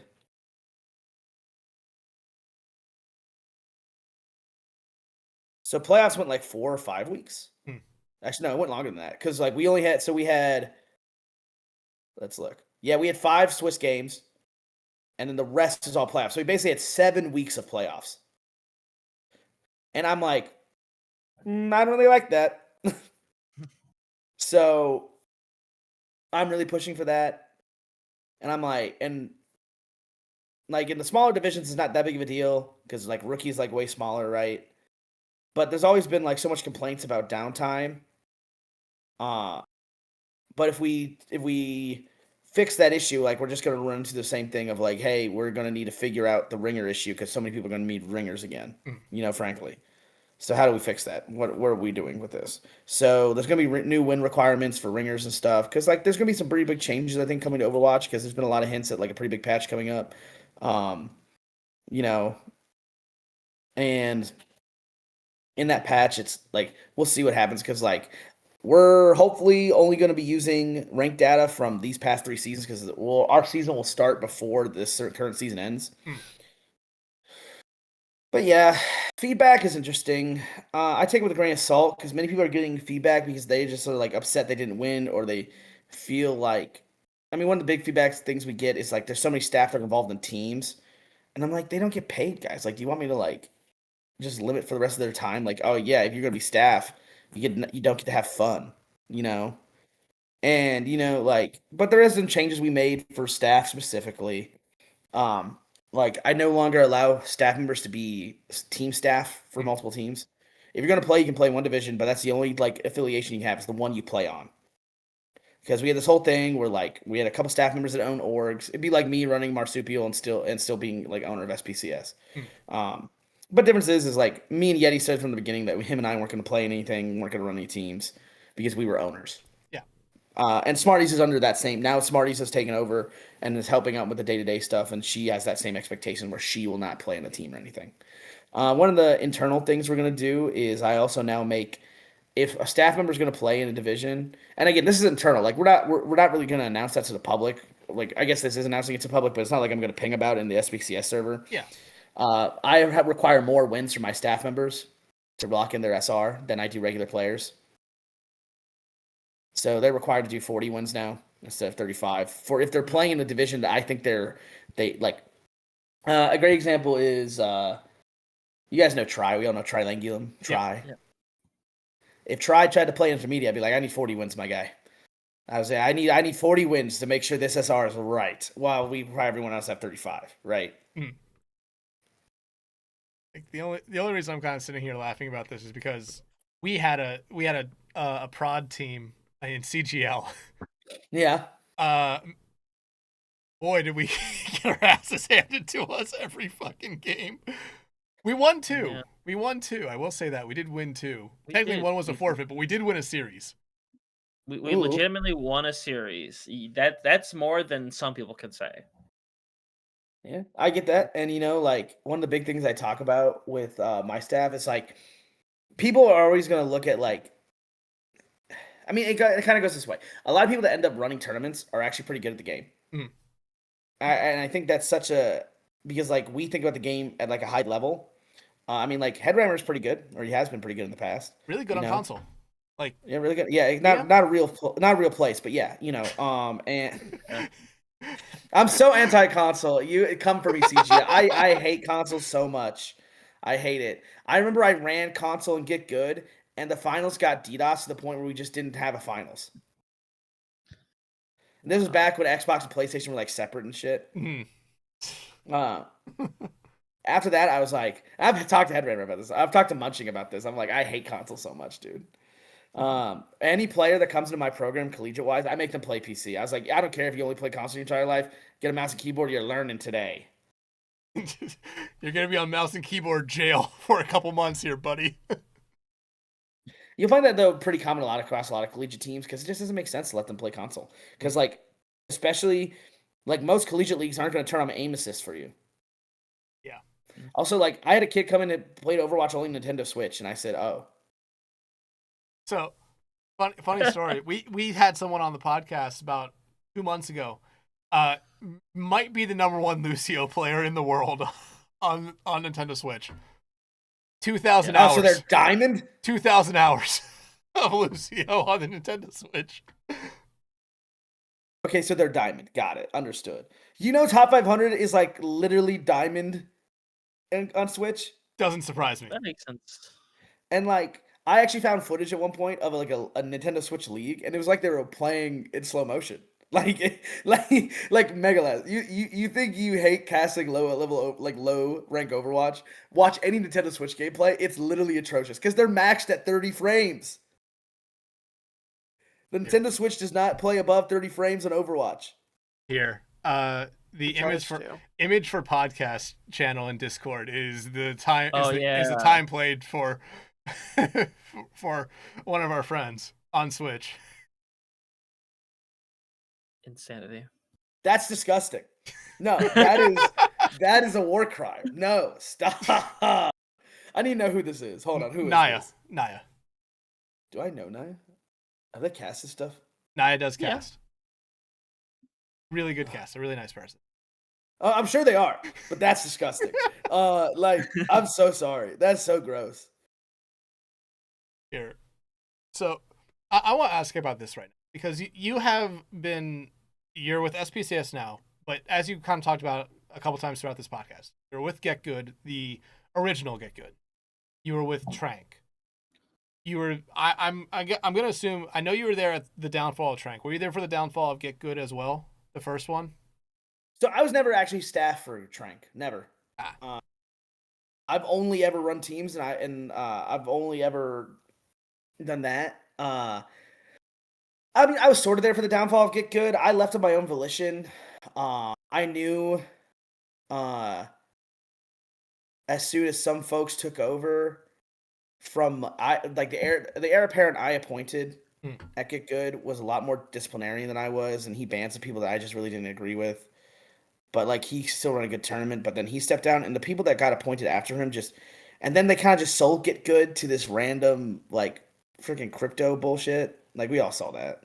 Actually, that was really funny. When I worked at Generation Esports, which on HCL, I actually tried to make an offer to buy Get Good. and put it on the Generation Esports platform, because that was the whole thing. We were turning the platform, and they said no. And then they sold it to a crypto thing later, and I was like, okay, guys, I don't know how much money they got from it, but shit, Enough apparently here. So enough apparently. okay, let me rephrase. Let me change the question. Let's talk about Marsupial here for a moment, Okay. because I don't know how, like, fun teams, always fun teams, but talk about what it was like to kind of run an org, not necessarily a big org, not one where it's like, hey, they're going to play in the top tiers of Face It, but one who was across a lot of these community leagues. There's always a Marsupial team. What was it kind of like having to set that up, to run that? I mean, a lot of it kind of just snowballed. It started as a core group of people. So the name so the original team for Marsupial was a team called Wisdom Overwatch, which was our top level team. They still actually play, like, Wisdom guys still all talk, and they still use our Marsupial Discord to talk. It's really funny. But that all started because we played in a league called Owlet back in the day, if you guys remember Owlet. Fun fact for you, the guy that started Owlet is the director of esports at Ball State. Small world for you. Me and him were DMing about that recently. But we'd all started because we were a different team called Rinse and Shine. My first coach ever was actually Necra. You guys know who Necra is. Yeah. So Necra was my first coach. And then she's the one that got me to Get Good, because she was admin of Get Good for a while before her casting career took over. And that's how I got there. But we had a team called Rinse and Shine, and the core group wanted to stay together. But we wanted to kind of create the team around our best player, who was this person whose name was a large wombat. I think I've casted that person before. I swear I have. You may no. There's been other people that have like wombat related names, because he changed his name to Hugo because the amount of furry comments he would get in games because his name was a large wombat. I don't blame him. But during that, like, we came up with the idea of like, oh, what's like a group of wombats called? A Wisdom. So we became Wisdom Overwatch, and our logo was just like a little cute little wombat in the Overwatch logo. And from there, it was like at one point, like, the entire team was like Masters GM level, and then like I lagged behind. I was still like Diamond, and we had a couple other players that were also there, because at one point there was like 9 people all on the team, and so we're like, let's just get a couple extra people, make another team, right? The core group that you all would know is like Asdo was there, Trudonger. A lot of people don't know this. I actually went to college with Trudonger. If you know or James, like Drew or whatever, like, he's played in BPL. A lot of people know who he is. And I convinced him to play Overwatch in our fraternity house in college. And he came to me wanting to play Genji, and I said, no, you play support now. And lo and behold, he started. He was a main support for so long, and now he plays flex support. But and like, it kind of just snowballed from there, where like we kind of just attracted people from League Zero and other groups, because like also when I started, after, like, what really made it start was like I signed up to be a manager for League Zero, and Wisdom Academy was born. And so many of those players stayed in the Marsupial group. Like, we back in the day, like League Zero, you would draft like 9 or 10 people. So like it just snowballed how many teams like we like kept creating, and there was all like the same amount of people. So at one point, I think our biggest, we had like 6 teams playing in the same tournament at once. But across the entire thing. And then like the reason we always had teams on the tournaments is because I could just like take from my Trank teams and put people together like a mishmash and start another team. And then I remember a bunch of like people that ended up playing in Marsupial long term were like from when I played on Double Cap in League Zero. That's where my goat Tyler and I really became good friends, because we were a tank duo for that season of League Zero. And we lost to a Marsupial team in the finals. So I lost to my own org in the finals of League Zero. We lost to Mob Mentality, which was like Phone, True, Red Knight, if you guys remember Red Knight. Yep. Who else? It was Phone, True, Red Knight. Oh, Quirt P was there. Like, they had a really stacked team. Like, it was the intermediate division of League Zero, and I believe by the end of it, like 4 of their 6 starters were all GM. You know, like, because True got really good really fast. Quirt was really good really fast. Phone, obviously. It's Phone. Yeah. So it was just a fun time, you know, and like people just kept coming back because like we won. We were all pretty good friends, and they knew, like, I would say I never ran Marsupial where we did open tryouts, to be honest. I actually ran like 1 open tryout the entire time. and that's actually where we got a lot of hate because a lot of people are like, oh, so you have to know someone to get in there. Like it's so hard to beat them because the amount of people that say we SR camped or whatever or tanked or whatever is crazy. I was like, bro, none of us cared enough. Like Tanic B just literally cannot win a game to save his life. I'm sorry, buddy. Like Tanic. I will say it right here, right now. Tanic B, truly the worst ranked player I've ever known a man. But as soon as we locked into an official, great. But you could say the same thing about me. I didn't hit high masters till the end of Overwatch 1, and then I never got past Masters 1 in Overwatch 2. But a lot of people are like, why is Nevino still in No better than me. Why? Bless you. Why is Nevino in rookie tier? And I was like, because I am, bro. I just don't play the game, and I'm just I'm intelligent. I remember we won Flux Cup because I wanted to play DPS, and that was hilarious because I just played Pharah the entire time, Pharah and Symmetra. And people were like, why are we losing to Pharah and Symmetra? And I was like, I don't know, get good, bro. I don't You were know. just ahead of the curve. So real, dude. But this is back in Overwatch 1. But yeah, people just didn't want to leave, and especially a lot of people knew us for the success of our low ranked teams, and that's because I knew how to teach people to play Brawl. And the number one problem in low ranked Overwatch, I say this in Collegiate all the time, is that people just don't make a decision. They just stand there. They don't make any decision. They're like, we're gonna play this poke comp, and then they just stand there. They don't make a decision. I was like, Brawl. I was like, guys, it's so simple. You run at them. You play corners. You run at them. Run, and you left click. That's all you need to do. I remember on King's Row, it became popular a little while. I convinced my teams to run Ryan Winston on King's Row in Overwatch 1. It was Ryan Winston, Sim Reaper. Oh, so you were a terrorist. It was so funny, dude. With Lucio Moira, it was so funny. Oh god, you were a mega terrorist. Dude. And it worked, especially just to capture first point, because all you did was jump, put bubble down, and then they literally can't shoot anything for forever.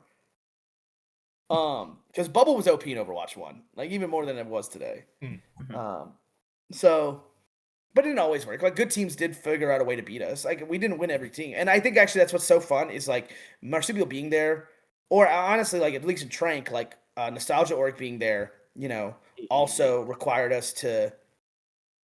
Oh gosh, I forgot about that team. How did we even do that season? I know we didn't win that shit. Say hello to Mara, guest of 3 weeks ago on this podcast. Oh, Mara was on us? This Yeah. is so funny. Did you win this season? I did not. The only BPL thing I've won is the Beta Brawl 2, where finally I was in C League. Yeah, we did okay. That's not mine. Dang. I love This Is My Cat. Some of these names are fucking stupid. But if you look at Beta Brawl 2, that would be the last time I've won a BPL event. Where it was really funny. I got drafted in C League. I was on Nightmare 2. You have to go all the way down to this. Yeah, there we go. God, there's a video for it. Oh yeah, there is. And I literally quite literally just would pin in and fucking shatter everyone. I played half that tournament drunk as shit. Look at the fucking stab. No, quite literally, I was plastered. There's you can literally look at our first game, and you can tell I just am not all the way there. I'm pinning off cooldown, and we still won because and this was the funniest thing.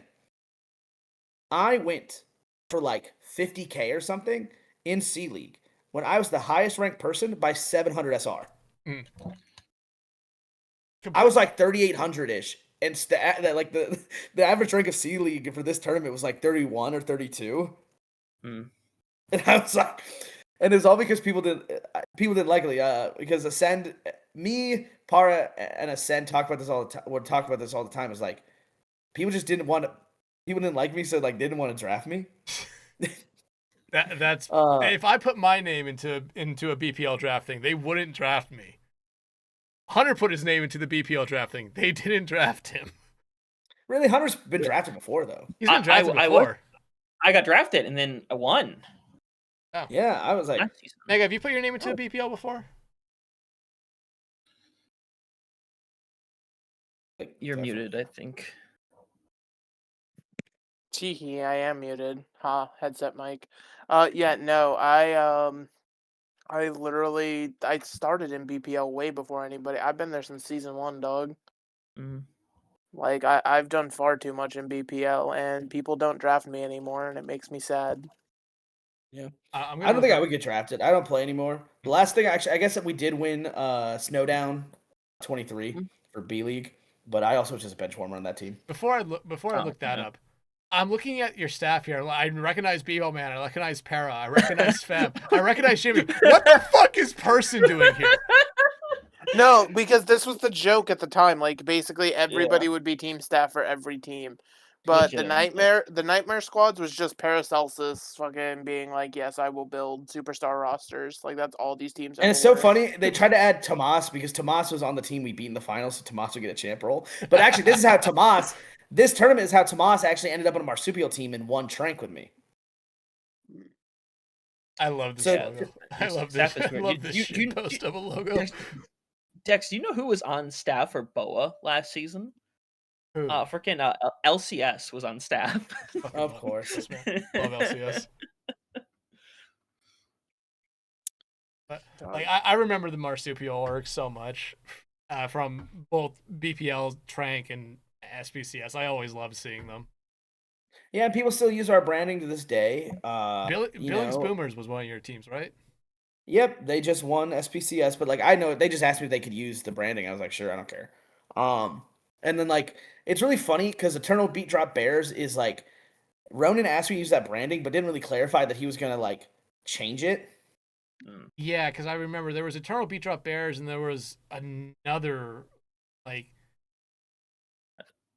because here's Eternal Beat Drop Bears right there, but You're thinking of Eternal Fury. No, you? they had a no like what Nevino's saying. There was another team where it's like, oh yeah, it's Oh, Joey Esports was a thing again. Oh, They did do Joey Esports again. We also had Swifters, my boy. Try. Oh look, try. Oh, yeah. Yeah, Cry Koi on that team. Damn. All right, Koi. This is from Series 3. They did not win. But they took second, I want to say. Then Oh dear God, why the? it was Oh yeah, here's Billings Boomers winning. Hey, that's cool. Oh dude. Yeah, hey, I've had Eternal Fury.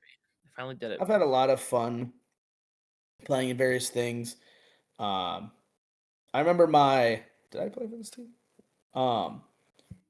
My first introduction to like playing in BPL events was actually a sub tournament, like one of the vast sub tourneys. Mhm. What team was that called? I don't even remember what that team was called, but it was Pingmania. There it is. I want to say we took second or third back in Overwatch 1. That was fun.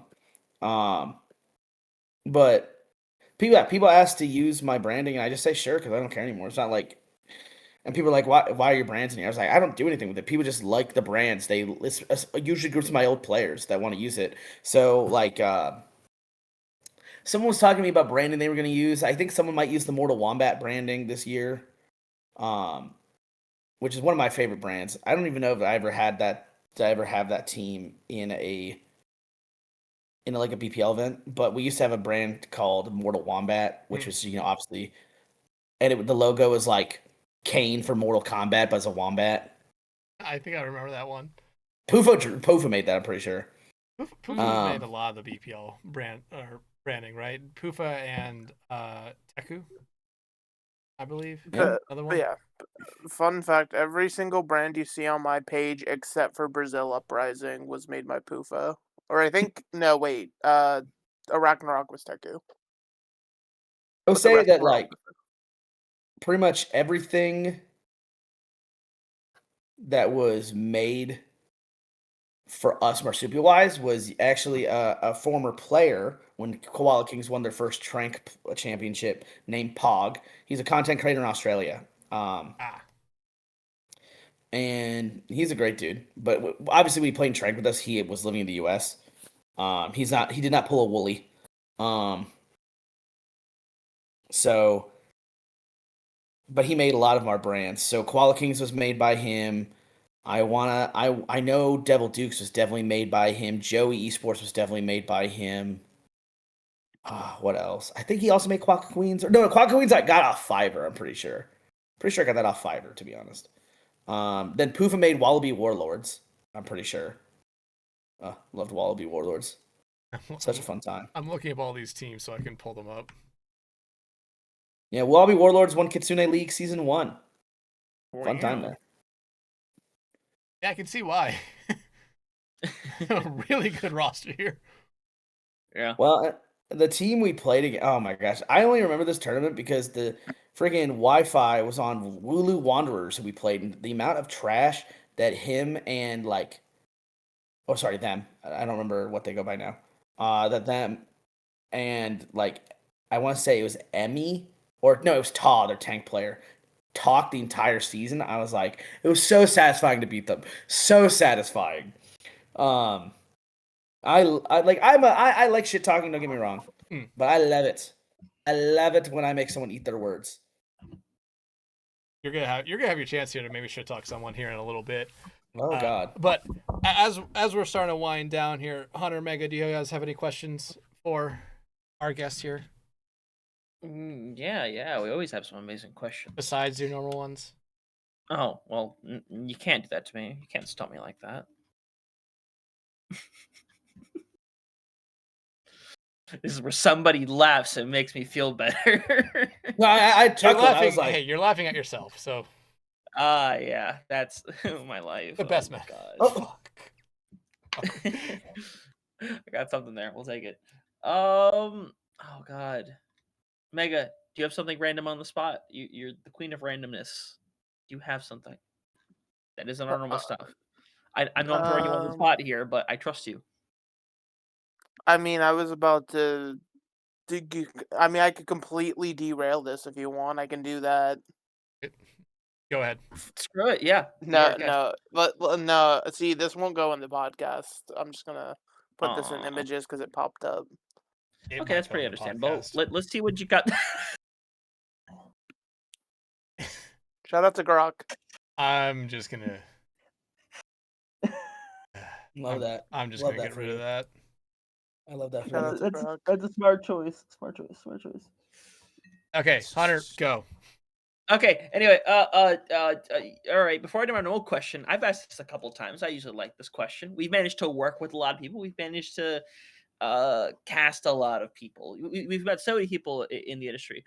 I don't want to ask who's your favorite because that's too tough a choice. But who's somebody that you have seen at any point in your career that you just were, maybe you didn't know them, but you were just immediately impressed by them, whether it was a caster, player, production, anything like that.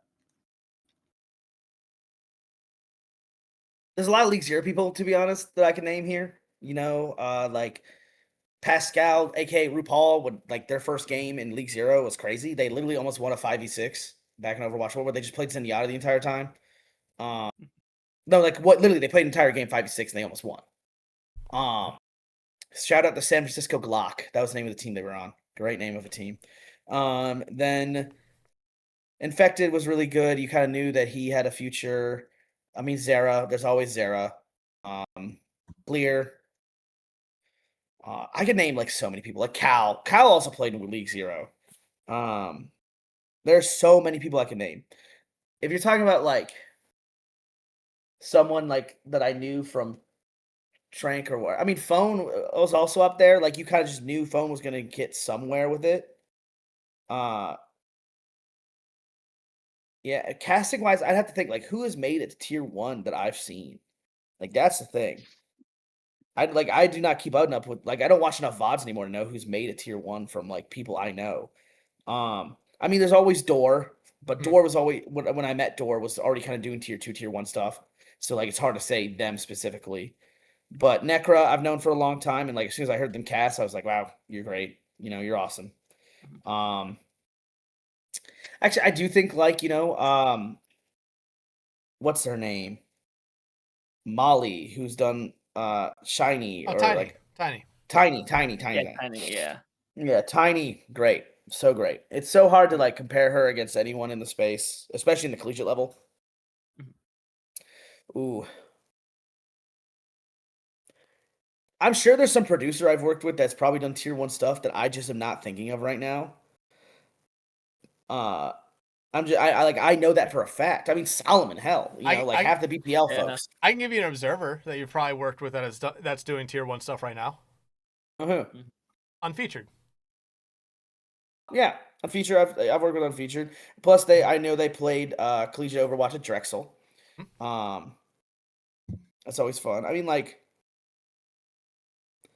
it's always a small world, and I kind of learn that more and more every day. Like, what's really funny, like, I mean, like, I go back to what I was saying about how the guy that started Outlet is the director of esports at Ball State. I didn't expect that. It's like you said, small world. Yeah, dude.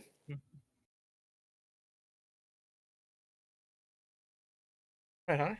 Your normal question. Yeah, my normal question that I ask. We've been around for a long time. Not just within esports, but just gaming in general. And whether it's one, whether it's 1,000, we all have a name that we join the sphere with. Sometimes it doesn't say the same, sometimes it does. But this leads to the question of why did you decide on the name that you have? It's really not as cool as you think it would be, to be honest. So my real name is Nevin. There's just an O at the, so my full name used to be Mr. Nevino 1, and it's just too long. It just shortened over time. My gamer tag for a long time is NVNO, and that is more of a creative story of, like, if you guys remember Mumble, who here who used Mumble? I think I know what Mumble is. Mumble was one of the OVI, like one of the voice things before Discord, right? And every time you enter a channel, it would say so-and-so is entering the channel. And the way the voice said my name, it was like Nevno instead of Nevino. It was just saying Nevno. And so it became a copy pasta in the Mountain Blade Warband community to do Nevno please. But they shortened it to NVNO PLS with they had like a Microsoft Paint fucking meme, and so that's how my gamer tag became Nevno. World needs more Microsoft Paint memes. Yeah, dude. I could probably go back and find it. It'd be really funny if someone from Mountain Blade Warband just randomly listens to your podcast. That'd be really funny. That would. And they'd be like, I could find this. Again, small world. But small world, dude. So, like, yeah, it's not like my real name's Nevin. I want something easy. Like, that's why people call me Nev. Nevino is just like it's an easy thing to pronounce. It's easy to say. It's quick to say. Yeah, no, I agree. To be fair, I could never criticize anybody on creativity when just my name slapped on top of the word entertain. There is no backstory. That is my story. I asked a question that I have the worst answer for. Sometimes that's how it goes. True. All right, Mega. Let's go. Let's do this. Yeah, whoa, yippee, yay. Okay, so in case it's not obvious, Mr. Nevino, sir, I spew hate and vitriol. That's kind of my course. thing. I love that. I am #1 hater. And so I want you to think back through all of the times you've done anything related to esports. Could be playing, could be, running a tournament, could be like the one time you hopped on the prod, whatever it may be. Just think back through all these memories, and what is one thing, and I always like to say, the pettier the better, but what is one thing that really grinded your gears?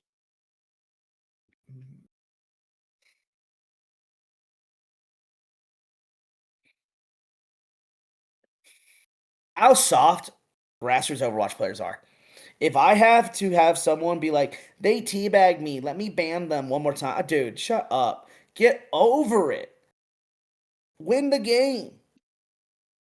I play a real sport. Like, go out and play a real sport. I got called awful things in my entire time playing football. Awful things. And I said awful things. Like, everyone does. Right? And I always tell my players the big difference is like, well, I can whisper that. I can kind of say that to someone in the chaos of it all, and like, it's hard to prove I said it. There's so much text evidence, there's so much video evidence in video games. So I'm just like, I remember that in Trank, the very same season we're talking about where we won, 2 of my best players got suspended for 2 games for teabagging because the other team got annoyed. And by the way, one of them definitely teabagged, by the way. And this is Tomas. Tomas got suspended for 2 games. Definitely teabagged for one of them. I will say that so for real. Second one, Drowsy, his name was Drowsy, was literally charging his Exo boots on Baptiste. Like, and they called it a teabag because he canceled it. Because he canceled like midway through the charge. Because he decided he didn't want to jump. And he goes, I didn't even think about it, dude. And they got suspended for 2 games because Trank had like a 0 tolerance policy for teabagging. And I'm just like, the only reason they played in the grand finals is because the team that beat us in semis where they were still suspended, ended up being. I found out they were smurfing, and I found proof they were smurfing. And I was like, wow. And so the argument was with staff and Trank at the time was like, well, when they serve their suspension, are they going to have to serve it twice because we have to replay the semifinal game versus a different team? And they ended up letting him play, so they played both the semis and the grands. Because it didn't make sense to double punish them because they served their suspension. And also, it really helped that the other team, Flashbacks, wanted to play us at our full strength, But, like, it grinds my gears the amount of bans people do for frankly, like, BS. Like, someone's just a little sensitive. Like, get over it. Like, I hate to be like, rub some dirt on it, but rub some dirt on your ego. Get better at the game. And if you can't handle it, like, don't play competitively. Like, truly don't. Like, it's the same thing. If you can't take feedback, if you can't take criticism, don't. Like, just leave. No, absolutely. And, like, I mean, especially us as casters, like, I think we always kind of make teabagging a little bit of a joke, the tactical crouching. That they're tactical crouching right there on that dead person's body. Like, it's more of a joke, always looked at as more of a joke. But, I mean, there is that fine line where it is that. But I think that line kind of becomes where I think all of us have seen at one point where, like, you can tell one team is definitely better than the other. Mm-hmm.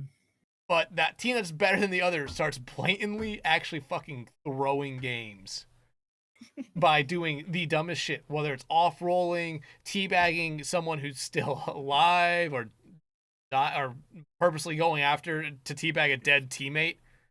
Like, that's the line where it's like, I'm going to be really pissed if you keep doing this. We are broadcasting your fucking game. Don't fucking do that. I had on the same, like, kind of, so I coached when I first got to Ohio. I coached a high school team for a time, and they won the state championship in 2024, like spring 24. I remember right before I took over, they like spawn camped into their high school, like, because they had a top 500 Doomfist player as their tank. So Oh god. Yeah, they had 2 GM players. The rest of the team was also like diamond or above. So like they were just good. But they just didn't know how to.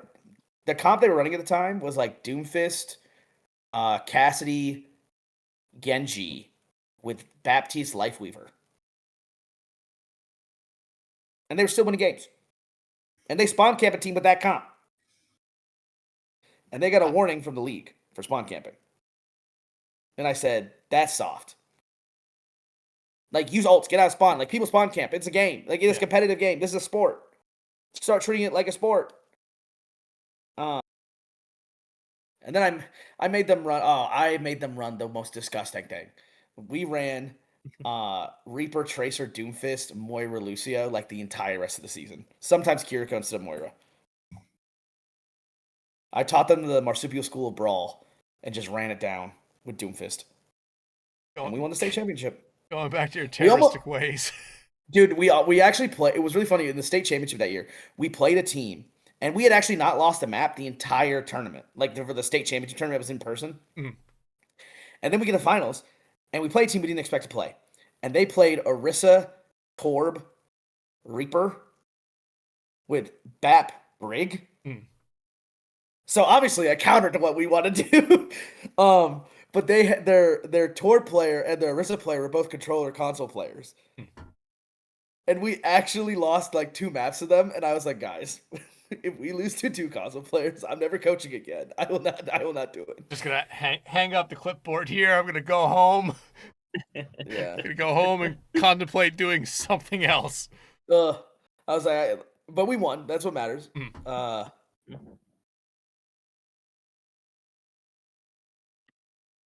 yes, I could always go on a rant about how soft people are, especially in like low rank. Like,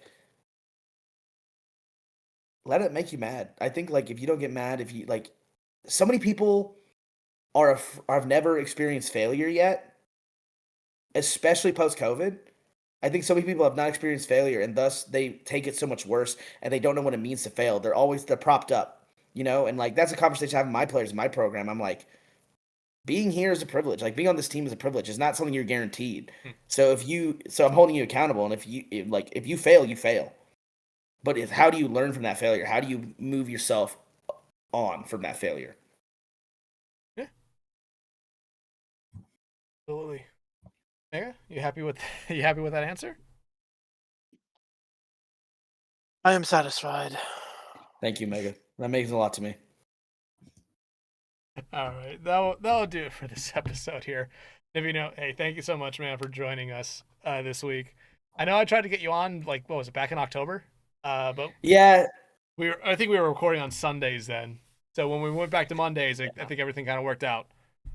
Well, it's also like my students aren't back till next week. That's right, because usually I would be at the university right now running practice or tryouts or whatever. But we don't start. They're not back till next Monday. So you got me at a good time. Yeah. Oh, hey, no better time than right now. But again, thank you so much, man. Hunter, Mega, thank you guys as always, and thank you everyone for watching or listening to this. Make sure you subscribe to us on YouTube, follow us on Spotify, and again, thank you for listening to this week's episode. Make sure you tune in next week for another great episode where I don't know what we're doing yet. It's episode 50. I don't know what we're doing. So make sure you tune in next week for whatever it is. Until then, have a nice week, y'all. Bye.